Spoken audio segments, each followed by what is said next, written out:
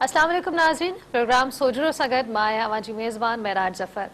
Viewers, जीअं अवांखे ख़बर आहे त इन प्रोग्राम में असां मुख़्तलिफ़ सोशल इशूज़ ते डिस्कस कंदा आहियूं ऐं न सिर्फ़ु डिस्कस कंदा आहियूं पर हुन जो हल ॻोल्हण जी कोशिशि बि कंदा आहियूं। जी व्यूअर्स, अॼोको जेको टॉपिक आहे हू हर उन औरत सां, हर उन छोकिरी सां रिलेट करे थो जेको ॿाहिरि वञे थी, कमकार करे थी, चाहे उहो भाॼी वठणु वञे थी पई, शॉपिंग करणु वञे थी पई, ऑफिस में कमु करे थी, स्कूल वञे थी पई या कोई बि कमकार करे थी पई, घर जंहिंजे लाइ उनखे घर खां ॿाहिरि निकिरणो थो पए त हर उहा औरत इन मसइलनि मां सफ़र करे थी पई ऐं उहो आहे वुमेन हैरेसमेंट। असां इहो नालो या इहो लफ़्ज़ तमामु घणो ॿुधंदा आहियूं, पर छा तव्हांखे या मूंखे इन जे बारे में ख़बर आहे? छा असांखे इहा ख़बर आहे त इन जे लाइ कानून साज़ी थी चुकी आहे ऐं जेकॾहिं जिन खे ख़बर आहे त छा उहे इन कानून मां फ़ाइदो हासिल करे पंहिंजे पाण खे वधीक मज़बूत बणाइनि पियूं?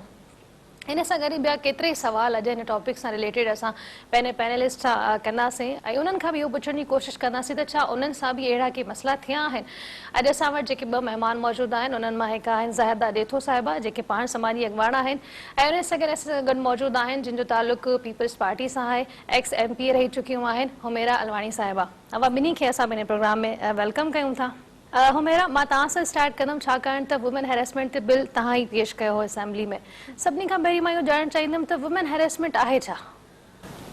हैरेसमेंट जो इलाही क़िस्मूं थियनि थियूं। इहो न आहे त रुॻो तव्हां कंहिंखे ज़बानी हैरास कयो।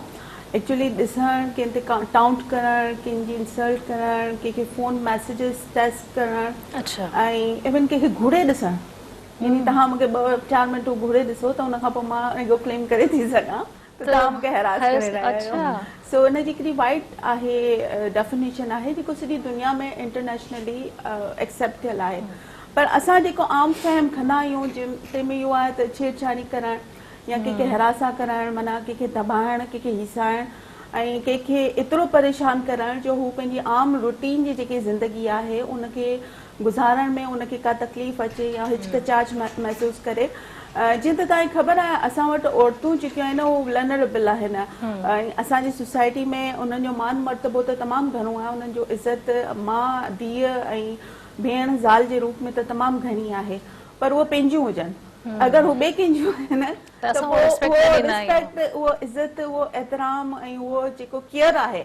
उहो पोइ डाइवर्ट थी थो वञे। पोइ उहो अची थो वञे त बाबा हीअ ठीकु आहे माई आहे लंघे थी,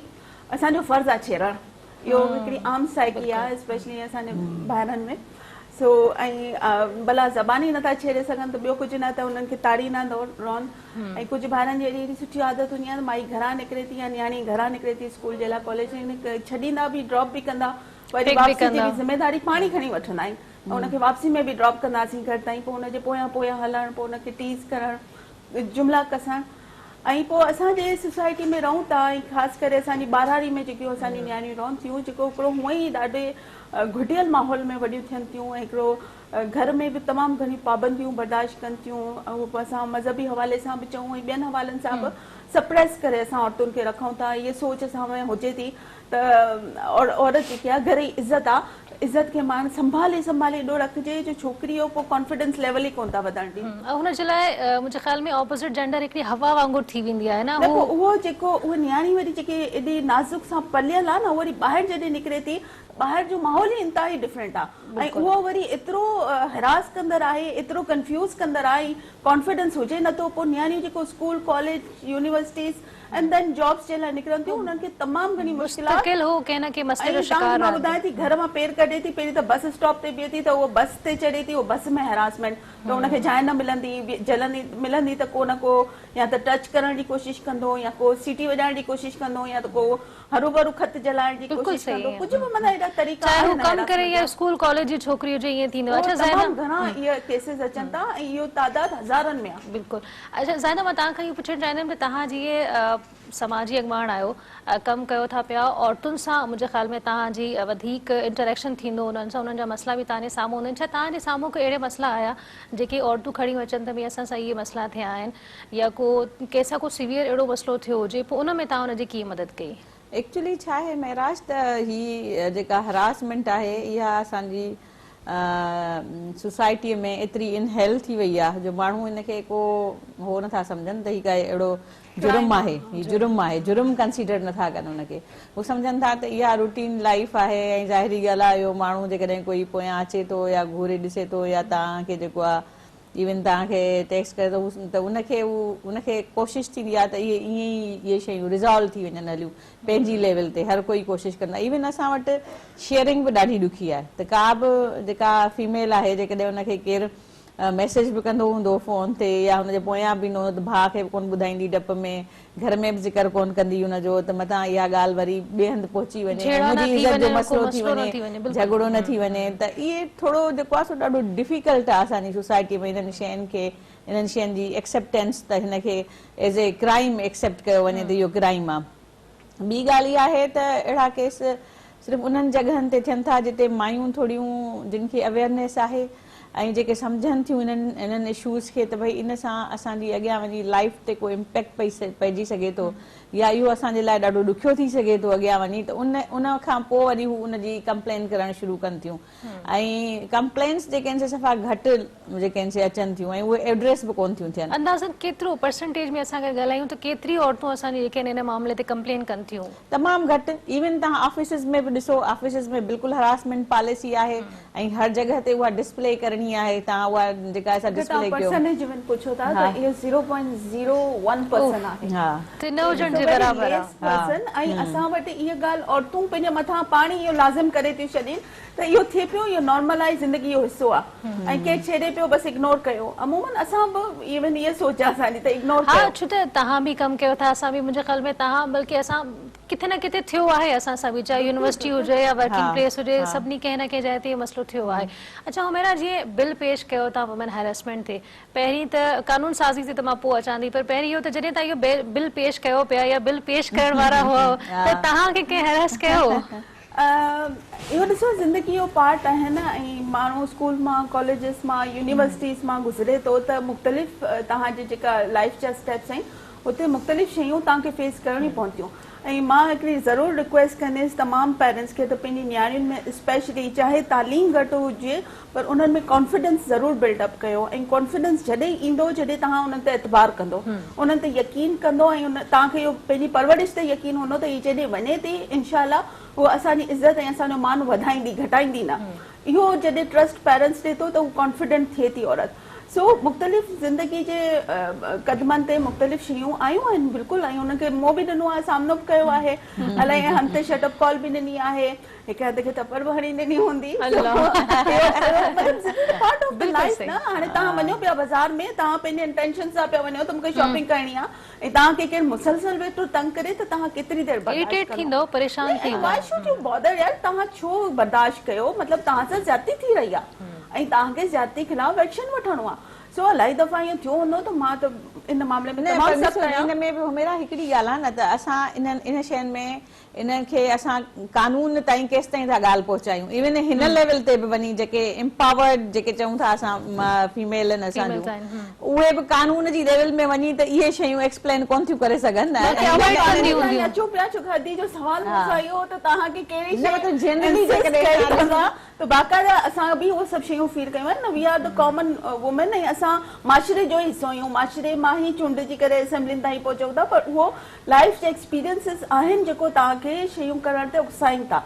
सो इहो ऐं तव्हां कुझु सेंसिटिव हुजो था त पोइ तव्हांखे वाकई इहो ख़्यालु अचे थो त यार इहो औरतुनि सां ज्यादती थी रही आहे ऐं कंटिन्यूटी सां थी रही आहे। रुॻो मुंहिंजो हैरासमेंट जे हवाले सां बिल न हो, मुंहिंजो डोमेस्टिक वायलेंस जे हवाले सां हो ऐं माशाल्लाह सां ॿई बिल असां पास करायासीं। सो इहे ॿई इशूज़ औरतुनि जी ज़िंदगी जो वेरी कॉमन इशू आहे। ऐं मां तव्हांखे इवन तव्हां उते चओ था शायदि हर सेकेंड वुमन, मां चवां थी every woman are passing from these harassment and violence, ऐं यहाँ तव्हांखे फिजिकल वायलेंस न आहे त बि तव्हांखे केरु मेंटल टॉर्चर ज़रूर कर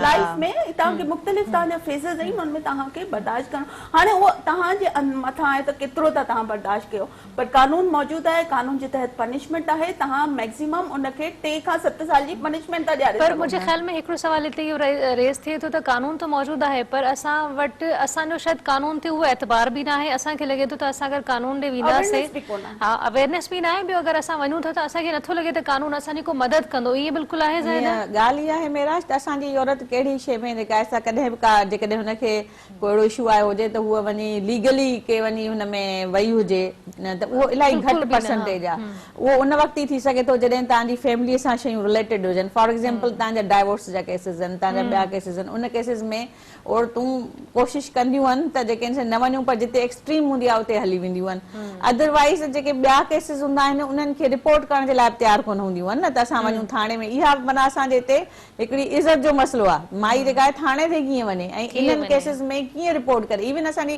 पढ़ियल लिखियल फैमिलीज़ में बि जेकॾहिं इन क़िस्म जा केस थियनि था त उनखे दॿाए छॾींदा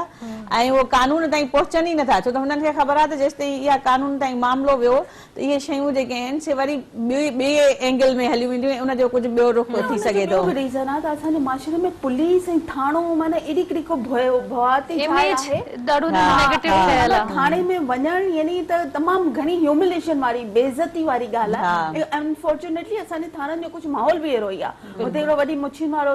वेठो हूंदो सूबेदार साहिबु वेठो हूंदो या इंस्पेक्टर वेठो हूंदो पहिरीं त माई जेकी पहिरीं खां हिसियल ऐं हैरास थी आई आहे हुन पंहिंजा हैरास कंदो त बाबा तुंहिंजी हिमत कीअं थी हेसि ताणी पहुचण जी त उहो जेको ह्यूमिलेटेड बिहेवियर सही थाणनि जे अंदरि सो मुंहिंजे ख़्याल में हिकिड़ी त अवेयरनेस कैंपेन स्पेशली थाणा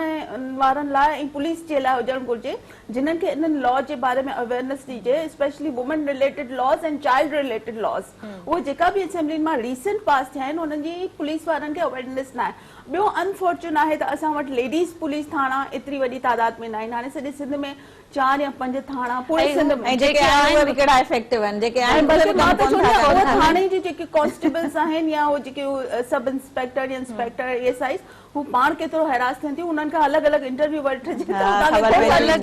उन्हनि मां गुज़रनि थियूं बिल्कुलु सही ॻाल्हि आहे अच्छा कानून साज़ी थियण खां पोइ मेरा मुख़्तलिफ़ डिस्ट्रिक्ट में इहा ॻाल्हि साम्हूं आई त जी कंप्लेन सेंटर्स ठाहिया विया आहिनि वुमेन हैरेसमेंट खे वठी करे पर छा उहे सभई कंप्लेन सेंटर्स वर्किंग में आहिनि कमु कनि I don't think so effective न आहिनि विद वर्किंग में बि मूंखे डाउट आहे त शायदि 3-4 ज़िलनि में हलंदी हुजनि बाक़ी ज़िलनि में मूंखे प्रैक्टिकली कमु थींदे नज़र न पियो अचे हाणे ही कंप्लेन सेंटर आया हू डीसी जे अंडर में हूंदो या एसपी जे अंडर में हूंदो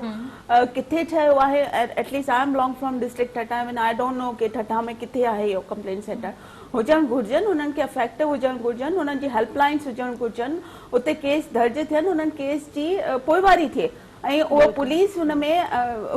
स्पेसिफिक कुझु माण्हू या कुझु पुलिस जा माण्हू हुन जे लाइ हायर हुजनि जेको स्पेशली हैरेसमेंट या वॉयलेंस ऐं औरतुनि जे रिलेटेड जेका इश्यूज़ आहिनि उन्हनि खे टैकल कनि पर अनफॉर्चुनेट इहो आहे त असां वटि हिकिड़ी सोच पुलिस जे अंदरि आहे उहो इहा आहे त जेका सभिनी खां इम्पोर्टेंट केसिस हूंदा आहिनि उहो या त मर्डर जा हूंदा आहिनि या त पोइ स्ट्रीट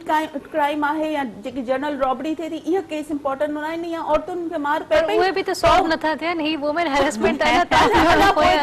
पर हाणे उहो माई वीचारी अगरि कंप्लेन करणु वेंदी चाहे उहो हैरेसमेंट जो हुजे या मुड़ुस सां जहिड़ो थियो हुजे पुलिस जी कोशिशि हुई ठाहे वठो माई ॿुधाईंदी त बाबा मूंखे मारई आहे पुलिस घुराईंदी मुड़ुस खे बाबा खणी वञो तव्हां पंहिंजी ज़ाल खे जान छॾाइण जी कोशिशि कंदा आहिनि मुफ़्त जो जहिड़ो आहे जंहिंमां हुननि खे मिलणो कुझु बि कोन्हे को वरणो कुझु बि कोन्हे थोरी देरि में त ज़ाल मुड़ुस ई पाण में ठही वेंदा हरू भरू असां पंहिंजा कागड़ पन्ना छोकारा कयूं सो इन चक्कर में बि हूंदा आहिनि पर कुझु अहिड़ा सीवियर केसिस अचनि था स्पेसिफिकली हैरेसमेंट एंड स्पेसिफिकली हिन जे हवाले सां वॉयलेंस जे हवाले सां हुन में नेग्लिजेंसी न करणु खपे छो त पोइ औरतुनि जी ज़िंदगी जो मसइलो थियो थो वञे अच्छा ज़ाहिदा जीअं अगरि असां वटि हिकिड़ो इहो बि कंसेप्ट आहे त जेके छोकिरियूं इन मसइलनि में ख़ासि कर छोकिरियूं गुज़रनि थी पियूं छाकाणि त स्कूल यूनिवर्सिटी कॉलेज जिते कमु कनि थियूं वरी सफ़र जितां कनि थियूं ऑफिस खां घर ताईं या घर खां ऑफिस ताईं उन दौरान जॾहिं हिन मसइलनि मां गुज़रनि थी पियूं त हू अगरि कंप्लेन खणी बि वञनि थियूं इवन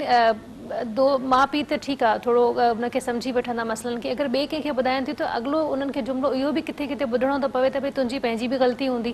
तूं जो ठही छुड़की जो घर मां निकिरंदी त माण्हू त तोखे ॾिसंदा त इहा ज़हनियत कीअं चेंज कजे एक्चुअली छा जो असांजी सॼी सोसाइटीअ जो जेको आहे न उहो सॼो तरीक़ेकार जेको औरतुनि सां हुननि जो जेको इंटरेक्शन थिए थो या औरतुनि खे हू सम्झनि ई इन हवाले सां था त औरतूं जेकॾहिं का माई घरां ॿाहिरि निकिरंदी हूंदी का प्रोफेशनल हूंदी का कमु कंदी हूंदी का वेंदी हूंदी नौकिरीअ ते या पढ़ंदी हूंदी त हू सम्झनि था त इहे उहे छोकिरियूं आहिनि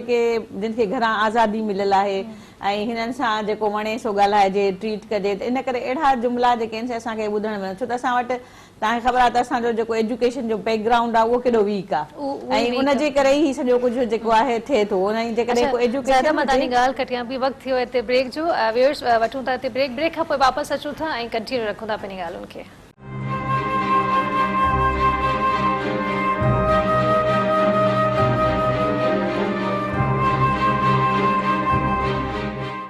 व्यूअर्स प्रोग्राम सोचरो में ब्रेक खां पोइ अव्हांखे भली कार चऊं था ब्रेक खां अॻु में ॻाल्हि हली रही हुई त इहा नेगेटिव जेका मेंटल लेवल असांजो सेट थियल आहे उनखे कीअं चेंज कजे हिकु त तव्हां वारी ॻाल्हि त वाक़ई असांजो एजुकेशन लेवल बि तमामु घणो वीक आहे पर जेकॾहिं अगरि का औरत इन मसइले मां गुज़रे थी पई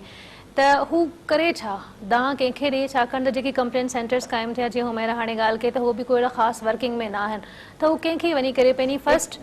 जी या कंहिंखे या चऊं त FIR कंहिंखे किथे वञी दर्ज कराए एक्चुअली छा आहे जो इन्हनि सॼे मैकेनिज़म में न ॿ टे शयूं आहिनि जेके ॾाढियूं इम्पोर्टेंट आहिनि हिकिड़ो त तव्हांजे घर जो जेको पंहिंजो माहौल आहे उहो केतिरो लिबरल आहे उहो कीअं थो पंहिंजे हुनखे भेण खे या पंहिंजी जेका आहे सा धीउ खे कीअं थो ट्रीट करे पंहिंजी वाइफ खे घर में माण्हू कीअं था ट्रीट कनि पंहिंजी माउ खे कीअं था कनि इन हिकिड़ो त असांजो उहो सेटअप आहे फैमिलीअ जो जंहिंखे इम्प्रूव करण जी ज़रूरत आहे ऐं जीअं हुमेरा चयो त कॉन्फिडेंस बिल्डिंग तमामु घणो ज़रूरी आहे त जेके पेरेंट्स आहिनि उहे पंहिंजे ॿारनि खे कॉन्फिडेंस ॾियनि जे असांजा घर वारा असांखे कॉन्फिडेंस न ॾियनि हा अॼु असां अकेला ॿाहिरि न निकिरूं हा ट्रेवल न कयूं हा सॼी दुनिया न घुमूं हा त उहो उन्हनि जो कॉन्फिडेंस लेवल ई जेको आहे घर वारनि जो जेको हूंदो आहे न उहो ई तव्हांखे इम्पावर बि करे थो तव्हांखे ऐं सेटिस्फेक्शन बि ॾिए थो त जेकॾहिं मां अहिड़ी ॻाल्हि कंदमि त ज़ाहिरी ॻाल्हि आहे मुंहिंजा घर वारा मूं ते ट्रस्ट कनि था मुंहिंजी ॻाल्हि ते बिलीव कंदा पहिरियों त घर मां ई शुरू करणु खपे न ॿियो इहो आहे त तव्हांजा जेके असांजा जेके एजुकेशन सेंटर्स आहिनि असांजा जेके स्कूल्स आहिनि उते जेके असांजूं टीचर्स आहिनि उतां जो एनवायरमेंट आहे उहो केतिरो फ्रेंडली आहे उहे केतिरी सिलेबस जो हिसो हुजणु घुरिजे इहो जेका लॉस आहिनि have to be the part of syllabus खां अलावा बि हुमेरा पहिरीं इनिशियल ॻाल्हि इहा आहे त तव्हांजो एनवायरमेंट केतिरो फ्रेंडली आहे ऐं तव्हांजो जेके टीचर्स आहिनि तव्हांजा जेके उस्ताद आहिनि उहा केतिरा फ्रेंडली ऐं सेंसिटाइज़ आहिनि इन सॼे इशू ते अच्छा हिते हिकिड़ी मां सॉरी ज़ाइदा हिकिड़ी ॻाल्हि ऐड कंदमि त उस्तादनि जी ॻाल्हि की त किथे किथे उस्ताद बि स्टूडेंट्स खे हैरेस कनि मां उहो ई थी चवां जेकॾहिं तव्हांजी उहे जेके टीचर्स आहिनि जंहिंखे असां जेको आहे सो अबे अमा खां पोइ जो जेको दर्जो ॾियूं था त उस्ताद जो वॾो दर्जो आहे त जेकॾहिं उहे ट्रेंड न आहिनि सेंसिटाइज़ न आहिनि इन सॼे इशू ते त ज़ाहिरी ॻाल्हि आहे उहो तव्हांजो एनवायरमेंट सॼो पल्यूटेड थी थो वञे न उते पोइ तव्हां ज़ाहिरी ॻाल्हि आहे उते छा एक्सपेक्ट कंदव कीअं शेयरिंग कंदव त हिकिड़ो त उन्हनि खे ठीकु करण जी ज़रूरत आहे इंस्टीट्यूशन्स खे सिलेबस त सेकेंडरी आहे तव्हांखे ख़बर हुजणु घुरिजे ही शयूं असांजे सिलेबस में इनिशियल लेवल ते त कोन थियूं हुजनि उनखां पोइ वारी लेवल ते इन्हनि खे ज़रूरु अचणु खपे पर एनवायरमेंट खे त एटलीस्ट तव्हां ठीकु कयो न उहो त ठीकु हुजणु घुरिजे न उनखां पोइ तव्हांजी ऑफिसिस जो एनवायरमेंट आहे तव्हां जिते वञो था कंप्लेन सेंटर तव्हांजा कागज़नि में हर जॻह ते मौजूदु आहिनि त तव्हां 31 डिस्ट्रिक्ट में तव्हां वटि फिज़िकली तव्हांखे 2-3 डिस्ट्रिक्ट्स में मिलंदा पर उहे बि एतिरा इफेक्टिव न आहिनि छो त माण्हुनि खे ख़बर ई न आहे त हिते कंप्लेन सेंटर जेके आहिनि से अवेलेबल आहिनि जीअं हुमेरा चए थी मूंखे ख़बर ई न आहे ठटे में जेको आहे पर कागज़नि में मौजूदु आहे त हिते जेको आहे सो कंप्लेन सेंटर अवेलेबल आहे उनजी कंपोज़िशन छा आहे उनखे कीअं जेको आहे माण्हू खे पहुचाए मेल डोमिनेंट आहे या उनमें कुझु फीमेल्स बि आहिनि छोकी इहो हिकिड़ो बराबरी जो रेशो त रखणो ई आहे इहो त आहे उते उहो कहिड़ो नंबर आहे जंहिं ते माण्हू फोन करे ॿुधाए त बाबा मूंसां हरासमेंट थी आहे हाणे आऊं जेको आहे सो तव्हांखे ॿुधायां थी हाणे तव्हां कुझु कयो मुंहिंजे लाइ त को किथे मीडिया में कंहिं जॻह ते अख़बार में कंहिं का अहिड़ी मास कैंपेन्स जेके आहिनि से शुरू कयूं वयूं आहिनि त माण्हुनि खे ॿुधाइजे त बाबा ही कंप्लेन सेंटर आहे तव्हांखे जेकॾहिं सुभाणे को अहिड़ो प्रॉब्लम थिए थो त तव्हां हिनखे ॿुधाए सघो था न असां वटि अनफॉर्चुनेट अहिड़ा केसिस साम्हूं था अचनि त इवन पंहिंजी नियर फैमिली जा ई रिश्ता अहिड़ा आहिनि जेको मज़ाक था उॾाइनि बाबा इहो बाबा केरु छेड़ई आहे हिनखे उन ते खिल ऐं ठठोल थिए थो अनफॉर्चुनेट त उनखे सीरियस असां करे वठूं ई नथा इन इशू खे ऐं इनखे वायलेंस जे ज़िमड़े में आणियूं ई नथा इनखे क्राइम जे ज़िमड़े में नथा आणियूं although it's also one of the heinous crime ऐं तव्हां ॿाहिरि मुल्कनि में वञो त इहो इम्पॉसिबल आहे त के औरत खे छेड़ण या उनखे ईव टीजिंग करण या उनखे सख़्त कानून आहे न उते त अहिड़ो माना सख़्त माई तव्हांखे टीप ॾियारींदी तव्हां ज़िंदगी भर जे लाइ हैरास करण विसरी वेंदो ॿ टे पोइ हिते बि हेॾे त मामिलो माना फर्ज़ अवलीन मां आहे मर्द जे त त औरतुनि खे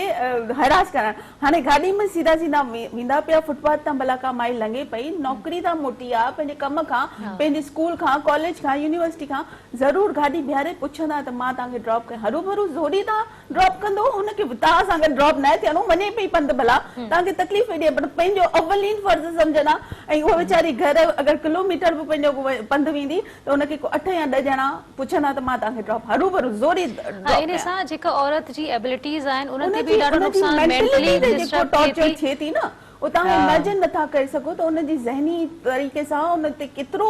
प्रेशर थो अचे। स्पेशली जेकी यंग टीन एज गर्ल्स हूंदियूं आहिनि, जिन जी अञा दिमाग़ जी ऐं जिस्मानी तौर ते अञा वॾियूं थींदियूं पियूं आहिनि, उहो अहिड़े माहौल में सफ़ा ई सिजी वेंदियूं आहिनि। ऐं एतिरा केतिरा ई केसिस आया आहिनि जंहिंमें छोकिरियुनि पंहिंजी पढ़ाई छॾे ॾिनी आहे, छोकिरियुनि पंहिंजी जॉब्स छॾे ॾिनी आहे, जो छोकिरियूं ज़िंदगी में अॻियां वधण जी जेकी उत्साह हूंदी आहे, एम्बिशियसनेस हूंदी आहे, उहो सभु ख़तमु थी वियो आहे। ऐं हू सफ़ा घर में हीसियल मुर्गी वांगुरु कुंड चढ़े वेठियूं हूंदियूं आहिनि, ऐं सफ़ा को माना पंहिंजो बि अची वञे त उनखां डिॼंदियूं पियूं आहिनि। एतिरो माशरो असांजो सप्रेस आहे। तो बिल्कुलु मां ज़ायदा जी ॻाल्हि सां सहमत आहियां त पहिरीं त असांखे पंहिंजे माशरे खे एड्यूकेट करणो पवंदो। असांजी मीडिया ज़बरदस्त कमु करे सघे थी हुन में सेंसिटाइज़ करणु, उन्हनि खे अवेयरनेस करणु। ही तव्हांजो program is the one of the platform. So असांखे इहा सोच डेवलप करणी पवंदी त असांखे पंहिंजी नियाणियुनि खे इक्वली अॻियां वधाइणो आहे, उन्हनि खे कॉन्फिडेंस ॾियणो आहे। ऐं ॿियो गॾु में गॾु बीइंग अ मदर, मुंहिंजो इहो फर्ज़ आहे त मां पंहिंजे पुटनि जी अहिड़ी ग्रूमिंग कयां त उन्हनि जे ज़हन में इहो हुजे त तव्हांखे न रुॻो पंहिंजी भेणियुनि ऐं नियाणियुनि जी इज़त करणी आहे, पर माशरे जी तमामु सोसाइटी जी छोकिरियूं, नियाणियूं, भेणियूं, हुनजी इक्वली इज़त करणी आहे। ऐं उहा बि तव्हांजी भेण वांगुरु ई आहे। इहो सोच न हुजे त उहो पढ़ाई भेण आहे, उहा असांजी पंहिंजी भेण आहे। इन जो जवाब बि त असांजा ॿाहिरि ॾाढो सुठो ॾींदा आहिनि त असांजी भेणूं घर में वेठियूं आहिनि। उहो छा माना तव्हां पंहिंजी भेणुनि खे त ज़ोरी घर में विहारे आयो आहे, उनखे अॻियां वधण नथा ॾियो, ऐं ॿाहिरि जेका का पंहिंजे जदोजहद करे रही आहे उनखे तव्हां ॾोड़ा अटकाईंदो। यानी हिकिड़ो ज़ुल्म त घर में करे रहिया आहियो, ॿियो तव्हां रोड ते इहो ज़ुल्म करे रहिया आहियो। सो इहो सेंसिटाइज़ ॻाल्हि में ॻाल्हि निकिती मीडिया जो ज़िक्र आयो त ज़ायदा असां बि मीडिया पर्सन आहियूं, कोशिशि हिकिड़ी कई आहे त हिन ते असां ॻाल्हायूं, पर तव्हांखे लॻे थो त मीडिया पंहिंजो किरदारु हिन टॉपिक ते सही अदा करे पई, इहो बि हिकिड़े टैबूज़ इशू में अचे थो? मां सम्झां थी त नथी करे, पर अॼुकल्ह जेकॾहिं तव्हां रूरल एरियाज़ में वञो ऐं रूरल सोसाइटी असां जेके ॾिसंदव त उते जेकॾहिं का छोकिरी वीचारी थोरो घणो अञा कोशिशि कंदी हूंदी त मां टीवीअ ते जेकॾहिं का एंकर या को प्रोग्राम ॾिसी उन हवाले सां कोशिशि कंदी त मां थोरी बोल थियां त उनखे चवंदा ही त टीवी ॾिसी ॾिसी ख़राब थी वई आहे, असांजो माशरो जेको आहे सो तबाह थियो आहे। इट मीन्स तव्हां जेका आहे तव्हांजो को रोल पॉज़िटिव जेको आहे सो माण्हू उते कोन था वठनि। माण्हू सोचनि था त इन टीवीअ जे अचण सां असांजी सोसाइटी जेका आहे सा ख़राब थी आहे। ऐं हालांकि जेकॾहिं को पढ़ियल लिखियल माण्हू ॾिसंदो त उन सां उहो इहो सम्झे थो त इन्हनि शयुनि सां तव्हांजी लाइफ ते केतिरो वॾो असरु पए थो। त उन्हनि खे बि जेका आहे माण्हुनि खे इहो एजुकेट करण जी ज़रूरत आहे त मीडिया में जेकॾहिं को माण्हू ॾिसनि था त भई को तयारु थी का छोकिरी अची वई ऐं कंहिंमें एंकर आहे या ड्रामे में आहे त उनखे ॾिसी जेकॾहिं का घर में छोकिरी तयारु थी त उहा माना हुनजे लाइ हिकिड़ो अज़ाब थी वेंदो हलो ॿिए ॾींहं खां। केसिस रिपोर्टेड केसिस ॾिठा आहिनि जंहिंमें मीडिया जी छोकिरियूं इलाही हरास थियनि थियूं, छोकी हिकिड़ो हुननि जी प्रेज़ेंटेशन अहिड़ी थी हुजे त हर कंहिंखे लॻे थो त ॾाढो लिबरल आहिनि, शायदि मॉडल्स आहिनि त उन्हनि खे त पोइ उहो पंहिंजो अवलीन फर्ज़ सम्झनि था, इनखे ज़रूरु हरास करिणो आहे। माशरे जी भला ॿिए का माई खे छॾे ॾिजे, पर मॉडल्स आहिनि, एक्टर्स आहिनि या मीडिया पर्सन्स आहिनि त उन्हनि खे त मुंहिंजे ख्याल में इलाही केसिस। अच्छा हैरेसमेंट छा सिर्फ़ इहा फिज़िकल या रुगो ॾिसण इहा रुगो हैरेसमेंट आहे या सोशल मीडिया ते जेका हैरेस कयो वेंदो छा उहो बि इन हैरेसमेंट में अचे? ॿुधायां त साइबर क्राइम जो हिकिड़ो लॉ पास थी चुकियो आहे ऐं उन में तव्हां इवन मैसेजेस जे थ्रू, फेसबुक जे थ्रू उनजी अगरि तस्वीरूं तव्हांखे ख़बर आहे अॼुकल्ह चेंज करणु तमामु आसान आहे, हिकिड़े जो फेस ॿिए जी बॉडी फिट करे उहो तस्वीरुनि जी जेकी थिए थी मिक्सिंग उहो तमामु ईज़ी थी वई आहे अॼुकल्ह जेके टेक्नोलॉजी जी वजह सां उहो करणु। ऐं तव्हां कंहिंजी फेसबुक ते वञी उहे तस्वीरूं अपलोड था कयो या त पोइ कंहिं नियाणी खे हैरास करे या उन सां कंहिं क़िस्म जो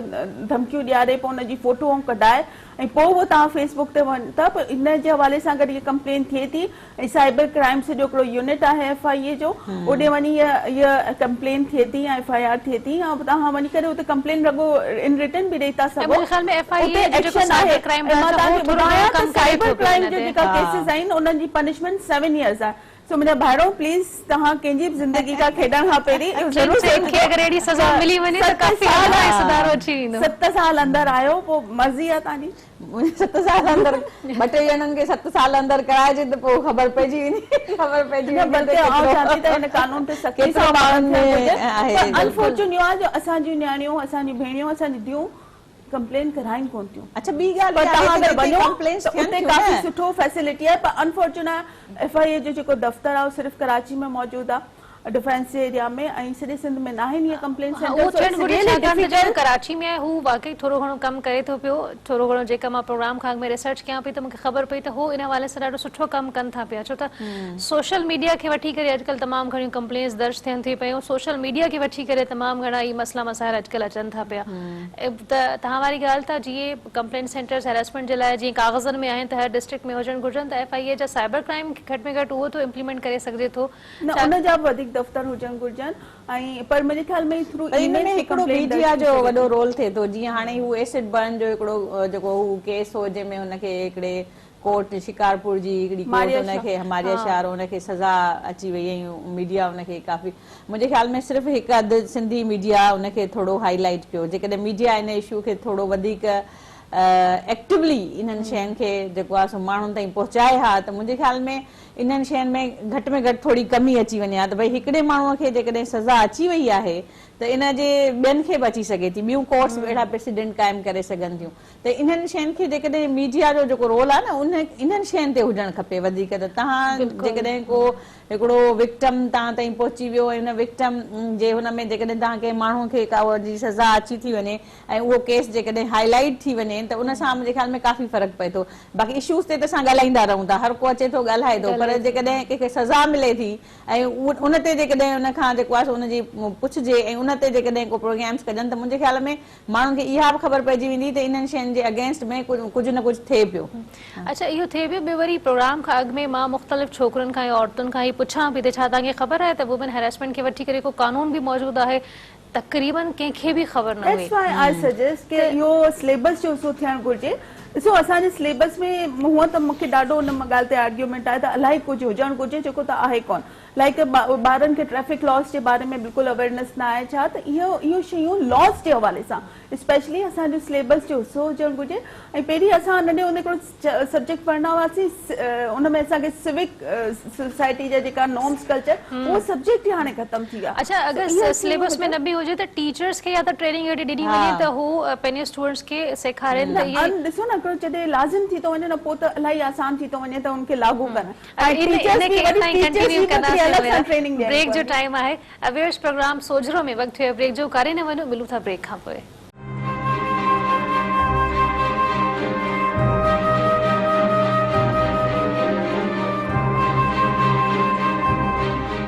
जीवर्स, प्रोग्राम सोजरो में ब्रेक खां पोइ अव्हांखे भलीकार चऊं था। ॾाढी सुठी ऐं प्रोडक्टिव डिस्कशन हली रही आहे वुमेन हैरेसमेंट खे वठी करे, ऐं मूंखे उमेद आहे त अॼोके हिन प्रोग्राम मां केतिरनि ई छोकिरुनि खे औरतुनि खे काफ़ी सारी हेल्प मिली हूंदी ऐं उन्हनि खे ख़बर पई हूंदी त उन्हनि जे लाइ बि एतिरो कुझु कानून में मौजूदु आहे जेको उन्हनि खे मज़बूत ऐं कॉन्फिडेंट ठाहे थो।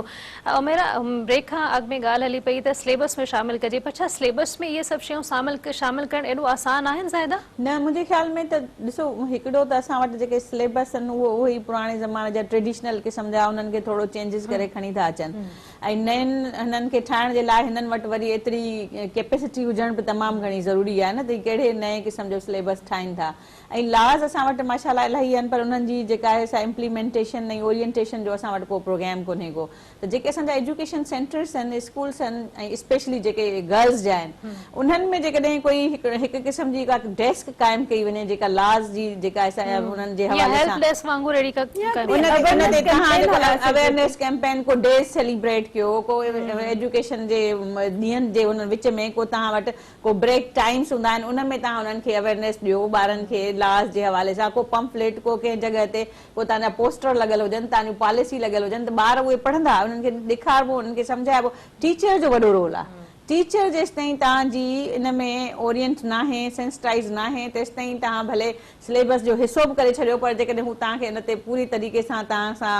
सां नथी तव्हां सां शेयरिंग करे हिन सभिनी शयुनि ते, तेसिताईं तव्हांजी हुनजी इम्प्लीमेंटेशन नथी थी सघे। अच्छा ज़ाहिर तव्हां पाण समाजी अॻुवाण आहियो, केतिरा ई सुठा कम कयो था पिया औरतुनि जे लाइ ख़ासि कर, छा तव्हां कॾहिं इन्हनि इशूज़ खे वठी करे कहिड़ी वर्कशॉप या कोई सेमिनार को ठाहियो आहे, या इन फ्यूचर आहे तव्हांजे ज़हन में त इहो करिणो आहे? असां इन ते बिल्कुलु ॾिसो, असांजे पंहिंजे ऑफिस इन्वायरमेंट में असां वटि जेका आहे हिन पॉलिसी, हरासमेंट पॉलिसी असां बिल्कुलु हर जॻह ते डिस्प्ले थियल आहे। इवन उन में असांजा कंप्लेंट सेंटर्स बि आहिनि, त जेकॾहिं विदिन दी ऑफिस या ॿाहिरां जेकॾहिं का अहिड़ियूं कंप्लेंट्स अचनि थियूं त असां उन्हनि खे एड्रेस कयूं। ऐं इन खां सवाइ जेके असांजा जिते जिते असांजा जेके असांजो उहो कमु आहे जिन जिन डिस्ट्रिक्ट्स में, उन में बि असां कोशिशि कई आहे त इन हरासमेंट वायलेंस इन्हनि जेके विमेन इशूज़ आहिनि, इन्हनि खे इन्हनि जे कंप्लेंट सेंटर हुजणु तमामु घणो ज़रूरी आहे। माण्हू किथे कंप्लेन करे, माई खे इशू थिए थो त उहा केॾांहुं वेंदी, उहा कंहिं जेका आहे सा इंस्टीट्यूशंस ताईं त वञी नथी सघे,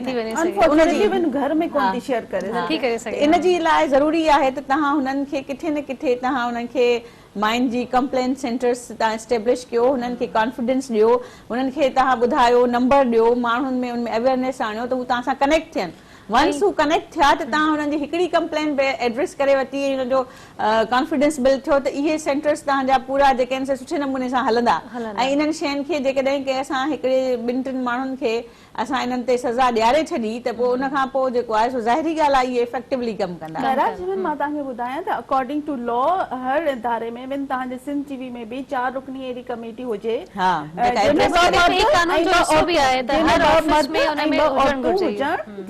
जंहिं वटि उहो नोटिफाइड हुजनि, उहा जेकी 4 रुकनी कमेटी आहे उन वटि वञी कहिड़े बि क़िस्म जो हैरासमेंट थिए थो उहो तव्हां उन कंप्लेन खे रिटन फॉर्म में ॾेई था सघो या वर्बली तव्हां पंहिंजी रिकॉर्डिंग ॾेई था सघो, त उन ते इम्प्लीमेंटेशन थींदी। ऐं पोइ अगरि तव्हांजो उहो केस नथो हुते हल थिए त पोइ उनखां पोइ सेकेंडली तव्हां पुलिस वटि वञी था सघो, पर इनिशियली हर इदारे जे अंदरि अहिड़ी कमेटीज़ ठहणु घुरिजनि। सो जॾहिं मां असेंबली मां लॉ पास थियो हो, यूनियनमसली पास थियो हो, त मां ॿिए ॾींहुं असेंबली में उथी बीह रही मां स्पीकर साहिब खे चयो त तव्हां महिरबानी कयो असेंबली जे अंदरि कमेटी ठाहियो ऐं 4 रुकनी कमेटी हुजे, जंहिं महिल असां हैरास थियो त असां त कंप्लेन करे सघूं। त मूंखां स्पीकर साहिब पुछियो त तव्हांखे केरु थो हैरास करे, मां चयो भला तव्हां ई कयो त मां किथे दाव त कयां न।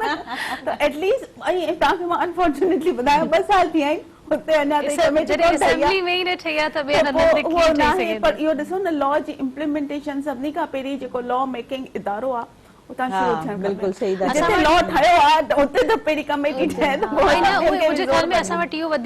अलमियो आहे, वॾो त कानून ठही थो वञे, सभु कुझु थी थो वञे, कमेटीज़ बि ठही थियूं वञनि, को प्रॉब्लम न आहे। इम्प्लीमेंटेशन सभिनी खां वॾो असां वटि मसइलो आहे। इम्प्लीमेंटेशन मेराज इन करे नथी थिए न जो असां में कॉन्फिडेंस कोन्हे को, ऐं इम्प्लीमेंटेशन तेसिताईं कोन थींदी जेसिताईं को जेके मायूं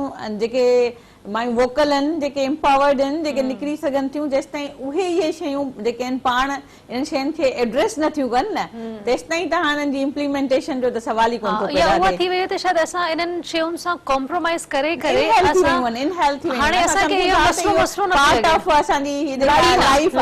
इन करे असां हिते रिएक्ट ई नथा कयूं। इवन असांखे बि इलाही सारा अहिड़ा मैसेज ऐं शयूं ईंदियूं हूंदियूं, पर ज़ाहिरी ॻाल्हि आहे असां हुनजे लाइ कॾहिं बि इहो कोन कयो हूंदो त वञी कंहिं कंप्लेन सेंटर ते बीहूं त चवंदो बाबा ही असांखे हिन फलाणे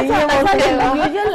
छा बिहेवियर सुनाई त मैसेज को आयो आहे लेट्स डिलीट इट न, त असां पंहिंजी मेमोरीज़ मां बि पंहिंजे ही मेमोरी मां बि डिलीट करणा चाहींदा हूंदो न, असांखे ॾिसी हुनखे तकलीफ़ थींदी। पर इन जो हिकिड़ो प्रॉपर तरीक़ो इहो आहे जो तव्हां इनिशियली कंहिंखे जाइ ॾींदो त तव्हांखे हिकिड़ो दफ़ा हैरेस करे थो त पोइ हू तव्हांखे कंटिन्यूसली हैरास कंदो जेसि ताईं तव्हां हुनजो को तदारुक न कंदो। सो मुंहिंजो हमेशह पॉइंट ऑफ व्यू इहो हूंदो आहे त पहिरीं स्टेप ते तव्हां हिन ते स्टैंड वठो ऐं उनखे शटअप कॉल ज़रूरु ॾियो, ऐं उन खां पोइ तव्हांखे कंप्लेन करण जी आदत हुजणु घुरिजे। तव्हां इहो सोचे इग्नोरेंस ऐं उनखे अवॉइड कंदा पिया आहियो त ठीकु आहे यार पाणी सही थी वेंदो, पाण केरु कोन सही थींदो आहे, बल्कि उनखे वरी पाण हरास करणु शुरू कजे बजाए हिनजे औरतुनि खे मज़बूत थियणो आहे। बिल्कुलु ऐं थियणु घुरिजे, मां कोन एप्रिशिएट कंदीसि त असां हरास करणु शुरू करे छॾियो। पर इहो हाणे असेंबली में तव्हांजो ऑपोजिट जेंडर बीह रहे को कानून खणी अचे त औरतूं हैरेस इहो थियणु खपे न, हिकिड़ो दफ़ो त हो बि प्रोग्राम करणु खपे त बाबा। इहो तव्हां मज़े वारी ॻाल्हि इन करे कई आहे जो छोकिरो असांजो MP आयो जी अदी भला तव्हां औरतुनि ते तशद्दुद जो केस त कयो आहे, मां जेको घर में रोज़ मोचरा खायां थो मुंहिंजे लाइ कानून पास करायो, त मुंहिंजे तव्हां मर्द पाण पंहिंजे लाइ कानून पास करायो और इन जे लाइ तव्हां असांखे त मिठो तव्हां पास करायो, त उहो त हाणे पाण उन्हनि खे एफर्ट करणु खपे। एंड बॉटम लाइन इहा आहे त असांखे पंहिंजे हक़ जे लाइ पंहिंजे मसइलनि जे लाइ बीहणो पवंदो। जेको हिजाब या झिझक आहे कंहिंखे त उहो स्टेप खणणो आहे न, तव्हां या मूंखे कंहिंखे त उहो अॻिते वधणो आहे। असां कंहिंजे ख़िलाफ़ पेरेंट्स खे बि आहे त पेरेंट्स पंहिंजी धीउनि जो पंहिंजी भेणुनि जो ज़रूर साथ ॾियनि। अनफॉर्चुनेटली आहे जो असांखे घणा ई सपोर्ट न मिलंदी आहे त पोइ असां कॉन्फिडेंस न कंदा आहियूं त वञी करे किथे कंप्लेन दर्ज कराए सघूं। जो असांजे पोयां हिकिड़ो बैकिंग सिस्टम हुजे न ऐं सपोर्ट सिस्टम हुजे त पोइ तव्हां ॾिसो त असांजी छोकिरियूं किथे किथे वञी इवन सुप्रीम कोर्ट ताईं वञी पंहिंजो केस विढ़नि। रुॻो तव्हां हुनजी बशर्ती आहे त तव्हां हुनजी बैकिंग काफ़ी केसिस ॾिसो जिते जिते औरत खे पंहिंजे घरां सपोर्ट थी आहे त हूअ हुनखे जेको आहे हुन सपोर्ट खे हुन जेको आहे उन पॉजिटिवली यूज़ कयो आहे, पॉजिटिवली यूज़ कयो आहे, हुनखे नेगेटिव न वरितो आहे। उन ऐं जेकॾहिं हुनखे इलाही केसिस में तव्हां ॾिठा हूंदा रेप केसिस में ॿियनि केसिस में जॾहिं फैमिली हुन सां गॾु स्टैंड करे थी न त हूअ आख़िरी हद ताईं वञे थी। ऐं कंप्रोमाइज़ बि हिननि केसनि में फैमिली कंदी आहे, वो विक्टिम न कंदो आहे, फैमिली कंदी आहे। त इट मीन्स त तव्हांखे फैमिली बैकअप पंहिंजो सोशल सिस्टम खे ठीकु करण जी ज़रूरत आहे। जेसि ताईं उहो ठीकु नथो थिए न त तव्हां भले सुठा सुठा कानून ठाहे छॾियो रखी छॾियो, हुमेरा वांगुरु असेंबलीअ में बि तव्हांजी कमेटी कोन ठहंदी, कुझु बि कोन थींदो। स्पेशली माइरुनि खां आहे त माण्हू स्पेशली पाण खे ज़रूरु अवेयर कनि इन लॉज जे हवाले सां ऐं न पाण तशद्दुद बर्दाश्त कनि न पंहिंजी भेणुनि ते पंहिंजी धीउनि ते बर्दाश्त थियणु। पर हुमेरा जीअं कानून साज़ी खां पोइ जेके डिस्ट्रिक्ट में कंप्लेन सेंटर बि ठहिया उहे वर्किंग में न आहिनि। अगरि कंहिं सां इहो मसइलो थिए थो त हू फ़िलहाल कीअं हुनखे मुंहुं ॾिए या कीअं हुनखे फेस करे कीअं मसइले खे सॉल्व करे। मुंहिंजी त रिक्वेस्ट इहा आहे, बल्कि मूं वटि काफ़ी केसिस बि ईंदा आहिनि वॉयलेंस जे हवाले सां ऐं हेरासमेंट जे हवाले सां, त मां त कंसर्न थाने खे रिपोर्ट कराईंदी आहियां। ऐं काफ़ी छोकिरियूं झिझकाईंदियूं बि आहिनि कि अदी न पोइ बसि छॾे था ॾियूं, असांजा माइट छा चवंदा, पोइ मुंहिंजी अञा शादी कोन थी आहे, पोइ हाणे शादी कीअं थींदी अगरि ॻाल्हि मोहल्ले में त पोइ त अदी मूं ते त कोई रिश्तो ई कोन ईंदो। सो इन्हनि सभिनी शयुनि खां मथे उथणो पवंदो ऐं तव्हांजी हक़ तलफ़ी थी आहे, तव्हां विक्टिम आहियो, पाण खे अहिड़े लेवल ते न खणी अचो त ईअं लॻे जो तव्हां को गुनाह कयो आहे, गुनाह ॿिए कयो आहे। सो उन ॿिए गुनाहगार खे तव्हां सज़ा ॾियारियो, उथो ॿियो वञो थाणनि में पंहिंजी कंप्लेन ज़रूरु दर्ज करायो। मुंहिंजी त इहा रिक्वेस्ट ज़रूरु हूंदी आहे सभिनी खे त वञो थाणनि ताईं एटलीस्ट पंहिंजी कंप्लेन, उहो किथे न किथे उहो हिसो हूंदी आहे रिकॉर्ड जो। ऐं उन कंप्लेन खे दर्ज करण खां पोइ ऐं स्पेशली जेको सोशल मीडिया ते तमामु घणा केसिस अची रहिया आहिनि, मां तव्हांखे ॿुधायां थी हिकिड़ी हद खां वधीक केसिस आहिनि जेका सोशल मीडिया जे हवाले सां केसिस अचनि था। सोशल मीडिया खे वठी करे तमामु घणा रोज़ ई मुंहिंजे ख्याल में हज़ारनि जी तादाद में कंप्लेन हूंदी छोकिरियुनि खे। उन्हनि जे लाइ मूंखे रिक्वेस्ट आहे त FIA जा वेबसाइट्स बि मौजूदु आहिनि, उन्हनि ते वञी कंप्लेन कयो ऐं FIA जे दफ़्तर ताईं बि अगरि वञो त पंहिंजा कंप्लेन ज़रूरु दर्ज करायो। ॾिसो इहो फेसबुक आहे या तव्हांजो ट्विटर अकाउंट आहे, हीअ तव्हांजी पर्सनल प्रॉपर्टी आहे ऐं तव्हांजी मर्ज़ी आहे त उते तव्हां जेको बि लिखो था, पर पोइ बि मां चवंदसि त कॉन्शियस रहण जी ज़रूरत आहे ऐं ज़रूरत न आहे त पंहिंजी को पर्सनल इंफॉर्मेशन हुन में ॾिजे या को अहिड़ो को मज़ाक कजे जंहिंजो पोइ रिपरकल्शन साम्हूं अचनि, त एहतियात सां इहे शयूं यूज़ कजनि छोकी इहे पब्लिक जे हथ में हूंदियूं आहिनि। त असां स्पेशली पंहिंजी तस्वीरूं पिक्स वग़ैरह इहो बि तमामु सोची सम्झी करे उन खां पोइ अपलोड कयूं। इन जे लाइ असांखे पाण खे एडुकेट करणु ऐं कॉन्शियस रहण जी इहा जेकी आदत आहे उहा एडॉप्ट करणी पवंदी। जी ज़ाहिर कुझु चओ? हा, मूं इहो पियो चयो त जेकॾहिं पाण विमेन डेवलपमेंट डिपार्टमेंट खे बि इन हवाले सां ऑन बोर्ड वठूं त मुंहिंजे ख्याल में तमामु घणो ज़रूरी आहे, छो त हीअ जेके बि कंप्लेन सेंटर आहिनि इहे ॾाढा इम्पोर्टेंट आहिनि हर डिस्ट्रिक्ट में ऐं इन्हनि जो न हुजणु इहो साबित करे थो त तव्हां सीरियस न आहियो औरतुनि जे इशूज़ खे अॻियां वठी अचण में त उनखे हल करण में। त हिन डिपार्टमेंट जो वॾो रोल थिए थो जिते किथे बि इन जो नज़र न आयो आहे, त इन करे उनखे बि ज़रूरी आहे त अकाउंटेबल कजे, अचे उनखे ऑन बोर्ड वठिजे, उन्हनि इशूज़ ते जेके आहिनि से इहे उन्हनि सां ॻाल्हाइजे त कीअं था इन्हनि खे ॾिसनि। ॾाढी सुठी ॻाल्हि कई ज़ाहिदा ऐं ॾाढो सुठो पॉइंट बि आहे त या हर उहो डिपार्टमेंट या हर उहो कंसर्निंग माण्हू जिन जो ताल्लुक़ औरत खे डेवलप करण में या उनखे स्ट्रॉन्ग करण में आहे या अहिड़ी को एक्टिविटीज़ में हू कमु कनि था पिया त उन्हनि सभिनी खे शायदि ऑन बोर्ड वठण जी ज़रूरत आहे। ऐं कानून साज़ी को मसलो न थी वञे थी, इम्प्लीमेंटेशन ते कम कराइण तमामु वधीक इम्पोर्टेंट आहे। Awareness and we thank to media, तव्हां इनिशिएट वरितो आहे। मां ॿियनि चैनल्स खे बि ज़रूरु रिक्वेस्ट कंदसि कि इन क़िस्म जा इनिशिएट वठनि, अहिड़ा प्रोग्राम कनि जेको असांजी औरतुनि खे अवेयर कनि, ऐं अवेयरनेस ई एक्चुअली एम्पावरमेंट आहे। जॾहिं तव्हां अवेयर थियो था त तव्हां एम्पावर थियो था, त इहो एम्पावरमेंट जो हिसो आहे। ऐं गवर्नमेंट खे बि अहिड़ी कैंपेन्स हलाइण घुरिजनि जेके मुख़्तलिफ़ डिपार्टमेंट्स गॾिजी करे औरतुनि खे अवेयर करे उन्हनि खे एम्पावर कयो। अच्छा, प्रोग्राम जो टाइम भी ख़त्म थी रहियो आहे, त एंड में मां ज़रूरु चाहींदमि तव्हां ॿिन्ही खे त असांजी जेके छोकिरियूं या औरतूं ॾिसनि थी पियूं उन्हनि खे को मैसेज ॾियो। मुंहिंजो मैसेज त इहो आहे त हिकिड़ो त असां पंहिंजे जेके सोशली नॉर्म्स आहिनि पंहिंजी फैमिली जा, उन्हनि खे ज़ाहिरी ॻाल्हि आहे असां उन्हनि खे विसारे नथा सघूं, पर उनजे हूंदे जेका हींअर दुनिया में तरक़ी थी आहे, असां जेकॾहिं उनखे ॾिसंदासीं त असां पंहिंजे पाण खे पाण बि चेंजिस करण जी कोशिशि कयूं। ऐं असांखे जेका एजुकेशन आहे, इवन असांजी सोसाइटीअ में जेके असांखे रोल मॉडल्स आहिनि उन्हनि खे बि फॉलो करणु घुरिजे, ऐं पंहिंजे पाण खे बहितर शहरी ऐं बहितर जेका आहे सा औरत साबित करणु खपे। इन लाइ जेको असांजो रोल थिए थो within the society, within the norms, उनखे असांखे जेको आहे उन नमूने सां प्ले करणु खपे। जी हुमैरा, मुंहिंजी त इहा रिक्वेस्ट आहे सॼे माशरे खे, स्पेशली पेरेंट्स खे,